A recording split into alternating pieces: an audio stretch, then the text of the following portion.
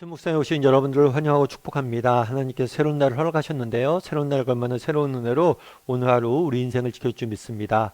오늘은 우상숭배 금지령이란 제목을 가지고 신명기 4장 15절부터 31절까지 말씀을 좀 살펴봤으면 좋겠습니다. 우리 19절 말씀 같이 한번 읽어볼까요?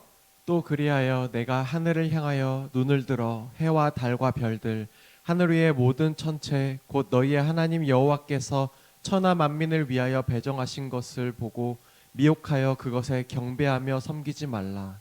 예. 하나님께서 애굽 땅에 있는 이스라엘 백성들을 노예 생활에서 해방시켜서 약속의 땅인 가나안 땅으로 인도해 가시죠. 근데 가나안 땅에 가기 전에 어디에서 머물렀냐면 시내산에서 1년 가까이 머물게 됩니다. 그럼 왜 시내산에서 이렇게 오랫동안 머물렀을까요? 이곳에서 하나님께서 율법을 주셨어요. 그래서 하나님의 백성답게 어떻게 살아야 되는지를 먼저 가르치십니다. 그런 다음에 약속의 땅인 가나안 땅으로 인도하세요. 그런데 하나님 주신 율법, 특별히 십계명을 비롯해서 많은 율법 가운데 핵심적으로 강조하고 있는 게 있어요. 그건 뭐냐면 우상을 만들어 섬기지 말라는 것. 이것은 십계명뿐만 아니라 이후에도 하나님께서 많은 선지자들을 보내서 끊임없이 이스라엘 백성들에게 강조하는 것. 너희가 우상을 만들지 말라. 그런데 안타까운 것은 뭐냐면 이스라엘 백성들이 뭐라는 거예요? 계속적으로 이 명령에 불순종하여서 끊임없이 우상을 만들었다는 거예요. 그래서 여러분들이 나중에 보게 되면 알겠지만 정말 성경의 역사를 읽다 보면 이스라엘 백성들은 끊임없이 우상을 만듭니다. 앞서 얘기했던 것처럼 시내산에서 율법을 주셨잖아요. 이 시내산에서 모세가 올라가서 하나님 앞에 율법을 받을 그 순간에서조차도 산 아래에서 금송아지를 가지고 금송아지를 만들어서 우상으로 만들어서 섬기는 법을 섬기게 되는 거죠. 그렇다면 왜 이렇게 우리는 우상을 만들어 섬기고 있을까요? 오늘 본문에 보면 이렇게 돼 있어요. 또 그리하여 내가 하늘을 향하여 눈을 들어 해와 달과 별들 하늘에 있는 모든 천체 곧 너희 하나님께서 천하 만민을 위하여 배정하신 것을 보고 경배하고 섬기지 말라. 해와 달과 별들을 우상으로 섬긴 거예요. 그러면 해와 달과 별들 이것을 만드신 분 누구예요? 하나님이십니다. 뿐만 아니라 이것들을 우리에게 뭘 했어요? 주셨어요. 왜 주셨어요? 천하 만민을 위하여. 예를 들면 그런 거죠. 여러분 해가 없다고 가정해 보세요. 해가 없으면 어떻게 될까요? 지구 자체가 지구의 어떤 생명체도 존재할 수 없어요. 사실은 태양에서 오는 에너지가 있기에 지구의 생명체는 존재할 수 있는 거죠. 그래서 우리가 태양에 조금만 더 가까이 간다면 정말 그 열이 너무나 뜨거워져서 아무것도 존재할 수 없고 태양으로부터 멀어진다면 모든 것이 얼어붙어서 아무것도 존재할 수 없어요. 정말 태양과 적당한 거리를 갖고 있고 태양에서 오는 에너지가 있기 때문에 우리는 생명체가 존재하게 되는 거예요. 다르게 말하면 우리가 우상으로 섬기는 것들 있잖아요. 이런 것이 원래 나쁜 것이 아니란 거. 우상이 원래 나쁜 것이 아니라 하나님이 우리를 위해서 주신 선물이란 거. 그런데 문제는 뭐냐면 이 선물을 뭘로 섬기는 거예요? 우상으로 섬기는 거죠. 예를 들면 돈은 어때요? 여러분 돈은 나쁜 게 아닙니다. 이 땅을 살면서 돈은 반드시 필요하죠. 어쩌면 그래서 하나님께서 우리에게 재물도 허락하시고 돈도 주시고 그런 거. 그런데 안타까운 점은 하나님이 우리에게 허락하신 재물을 우상으로 섬기는 거죠. 자녀는 어때요? 여러분 자녀만큼 하나님께서 우리에게 주신 귀한 선물은 없죠. 자녀가 있기에 자녀를 통해서 자녀는 우리의 삶을 가치 있게 만들고 우리의 삶을 의미 있게 살아갈 수 있는 힘을 자녀를 통해서 우리는 얻게 되는 거예요. 그런데 돌이켜 생각해 보면 자녀도 뭐가 될 수 있어요? 우상이 될 수 있어요. 우상은 원래 나쁜 게 아닙니다. 우상은 원래 좋은 거예요. 하나님 우리에게 선물로 주신 거예요.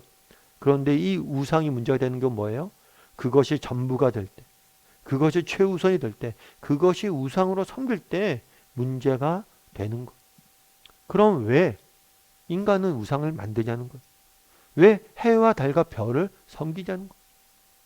이 해와 달과 별이 우리를 지켜주고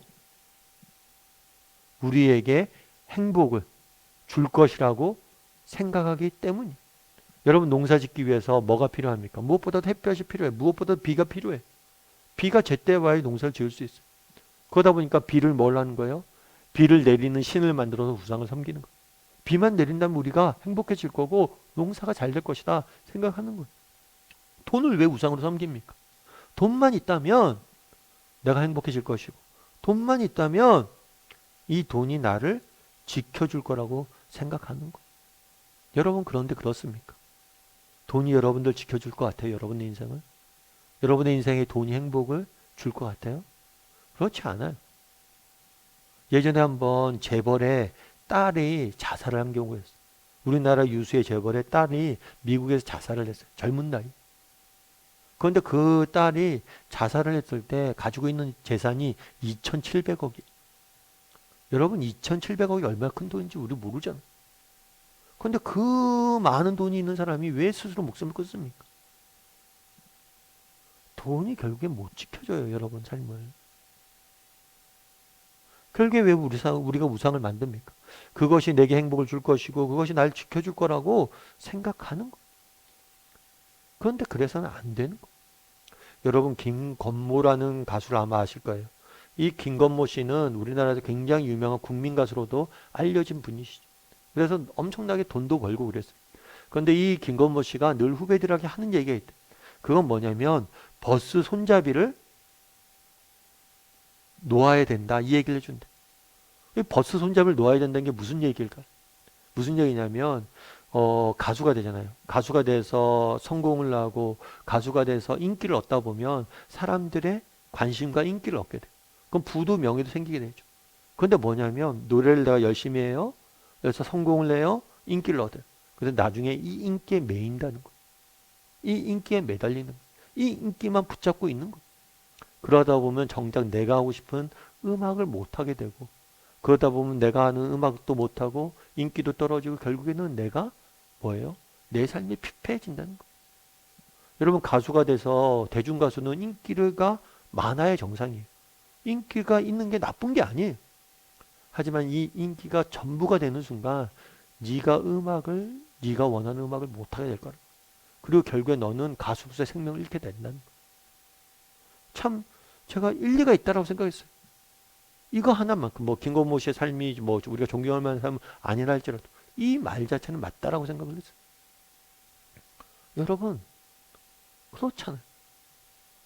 그러면서 그런 얘기는 버스 손잡이 매달려서 살아가지 말라고. 너무 그렇게 힘들게 살지 말라고. 우리는 그러지 않냐는 거. 그날에 왜 우상을 숭배하지 말라고 이렇게 명령하십니까?